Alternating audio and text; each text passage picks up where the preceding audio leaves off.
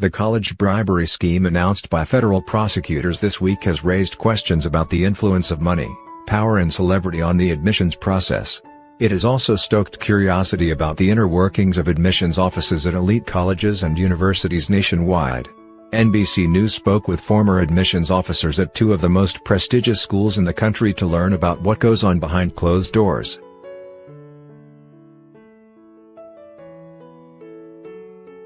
It doesn't necessarily take admissions officers long to figure out if an applicant has a fighting chance at getting into one of the country's top schools, according to one former officer.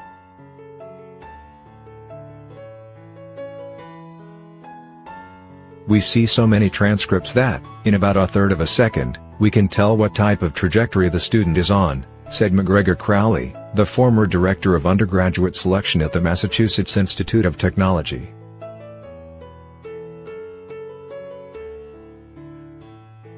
That is not to say admissions officers generally make snap judgments. In interviews this week, the ex-admissions officers said their former colleagues comb through stacks of applications, pore over essays, scrutinize GPAs and try to help campuses winnow a vast pool of applicants to a select few.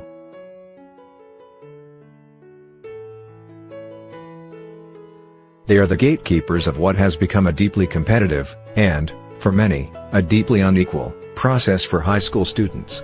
The most esteemed schools extend invitations to only a tiny fraction of applicants. Sometimes the admit rate is in the single digits or low teens, and some privileged families shell out thousands for test prep services, essay editors and private counselors.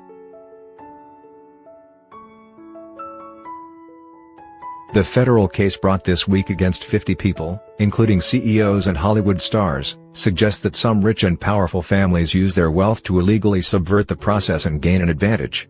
The defendants, including actresses Felicity Huffman and Lori Loughlin, are charged in a sweeping scheme to purchase slots at Yale, Stanford and other prestigious institutions.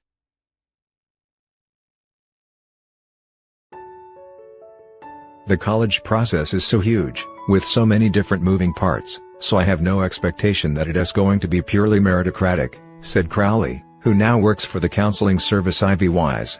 If something is done that exposes that the process isn't meritocratic, I am not surprised.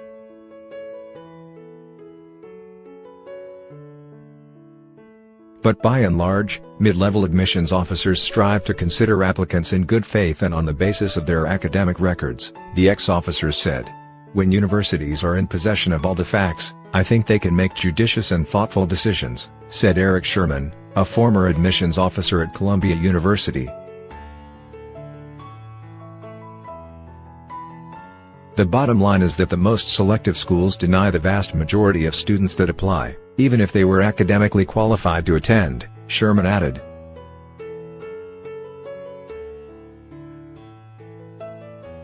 Crowley and Sherman gave NBC News a broad overview of the behind-the-scenes application review process, which varies from school to school and sometimes includes more than one reader.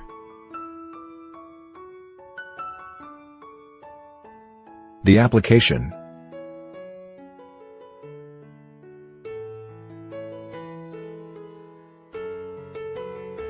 The review process usually begins with a just-the-facts snapshot of a student's academic profile, where they went to high school, how they scored on the SAT or ACT, and so on.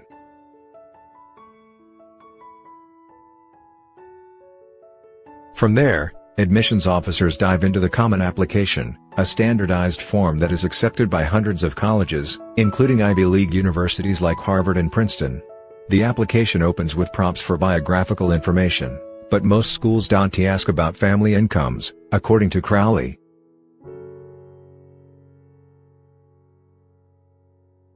That is followed by a list of up to 10 activities, including summer internships. There is no successful formula in this section, according to Crowley. What matters, he said, is whether the student participates significantly in activities. Did they start an organization, lead an organization, launch a nonprofit, serve as president of a club for multiple years?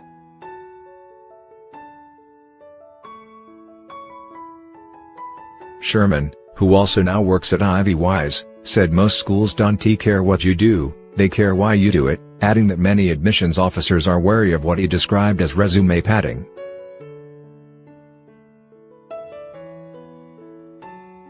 The next major component is the essay, also known as the personal statement. It is a chance for a student to show they are interesting and introspective, and also convey their intellect, Crowley said.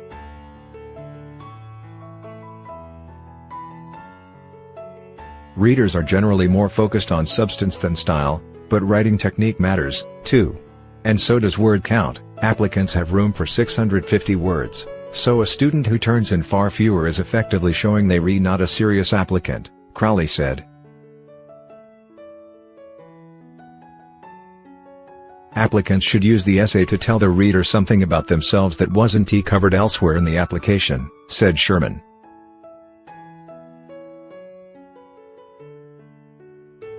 In the next phase of the review process, officers take a close look at the student's transcript, which Crowley said accounts for roughly 50% of the weight of an application.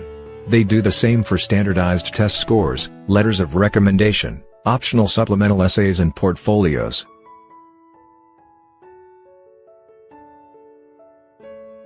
Money and status.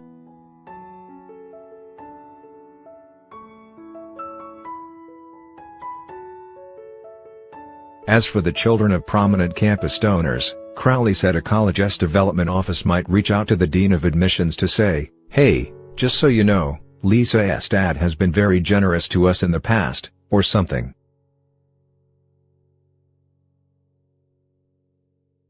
In his years as a college admissions officer, Crowley never read an application in which the student had touted his family as financial contributions to the school. Usually, that kind of information is relayed to the most senior officials in an admissions office. If a student put on their application that their grandpa donated a building, that could lead to a rejection, or at least it would leave a really bad taste, Crowley said.